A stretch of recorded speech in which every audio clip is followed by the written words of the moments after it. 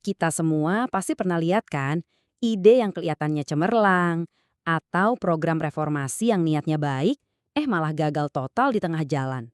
Nah, di pembahasan kali ini, kita bakal bongkar rahasia di balik perubahan organisasi yang benar-benar berhasil. Dan apa sih yang sering banget kita lewatin?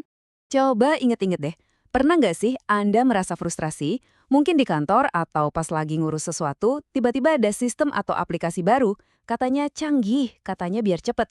Tapi kok, entah kenapa, prosesnya malah jadi makin ribet, makin lama dari cara yang dulu. Kalau pernah, tenang, Anda nggak sendirian. Oke, biar lebih kebayang, kita lihat satu studi kasus nyata. Jadi, ada sebuah pemerintah daerah yang meluncurkan aplikasi perizinan online.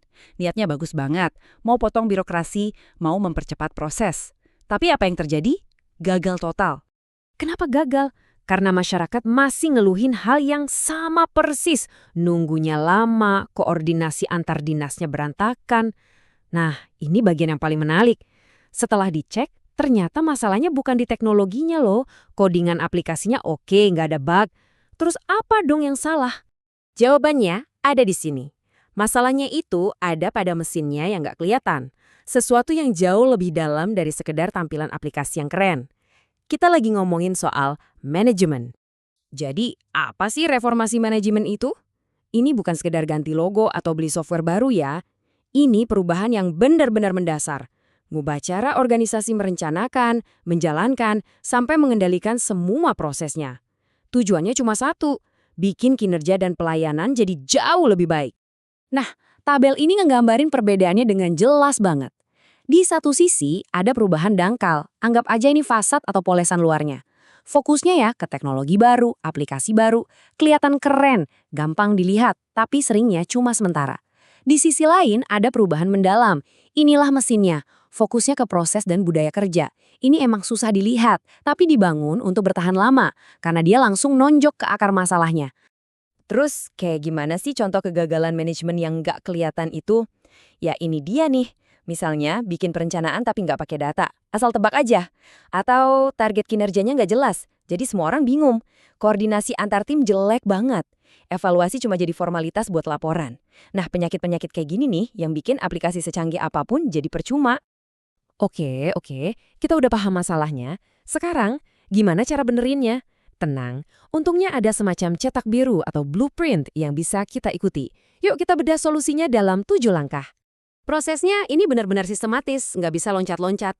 Semua harus dimulai dari diagnosis, cari akar masalahnya di mana. Baru deh kita tentukan visi mau kemana, bikin strategi jalannya, siapin pemimpinnya, baru eksekusi.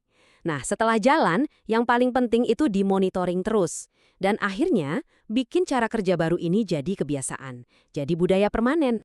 Tapi gini, rencana sebagus apapun, ia cuma bakal jadi tumpukan kertas kalau nggak ada orang yang tepat buat ngejalaninya. Dan ini ngebawa kita ke poin yang super krusial, kepemimpinan. Karena perubahan itu, intinya adalah tentang manusia. Salah satu panduan paling top soal ini adalah model 8 langkah dari John Kotter. Intinya tuh gimana caranya kita membangun momentum. Mulai dari bikin semua orang ngerasa, wah ini penting banget. Terus bentuk tim yang solid, dapetin kemenangan-kemenangan kecil buat nambah semangat, sampai akhirnya perubahan itu mendarah daging di organisasi. Ini bukan sulap, ini ilmu tentang mengelola manusia. Jadi, pemimpin kayak gimana sih yang bisa sukses bawa perubahan ini? Pertama, dia harus visioner, punya arah yang jelas. Kedua, integritasnya tinggi, jadi orang percaya. Ketiga, komunikatif, biar nggak ada yang salah paham. Terus harus tegas, berani ambil keputusan sulit. Dan yang gak kalah penting, dia harus kolaboratif dan adaptif. Oke, sekarang kayo kita sambungin lagi semuanya ke soal teknologi. Ingat kan kasus aplikasi perizinan di awal tadi? Nah, ini bakal ngejelasin semuanya. Karena tujuan sebenarnya itu bukan cuma jadi digital, tapi jadi lebih cerdas. Dan ini dia kalimat kuncinya, nusuk banget. Digitalisasi tanpa perubahan manajemen itu cuma birokrasi manual yang dipindahin ke aplikasi.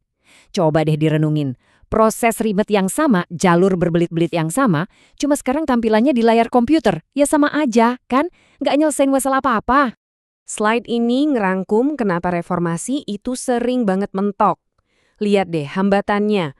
Ada resistensi pegawai, kepemimpinan yang lemah, ada budaya kerja lama yang udah mendarah daging. Ini semua masalah manusia dan masalah proses, bukan masalah teknis. Teknologi secanggih apapun nggak akan bisa memperbaiki budaya kerja yang buruk. Oke, jadi kita sampai di kesimpulan akhir nih. Kalau kita benar-benar mau lihat perubahan yang nyata dan awet, fokus kita harus digeser. Reformasi yang sejati itu bukan soal bikin aplikasi yang lebih canggih, lebih keren, bukan. Tapi tentang membangun sebuah organisasi, sebuah sistem kerja yang lebih efektif, lebih cepat tanggap, dan lebih bisa dipertanggungjawabkan. Aplikasi itu cuma alatnya aja. Karena pada akhirnya, pembaruan yang paling penting, yang paling ngasih dampak, dan yang paling nyata, itu selalu ada di manusianya. Nah, sebagai penutup, saya mau tinggalin satu pertanyaan buat Anda renungkan.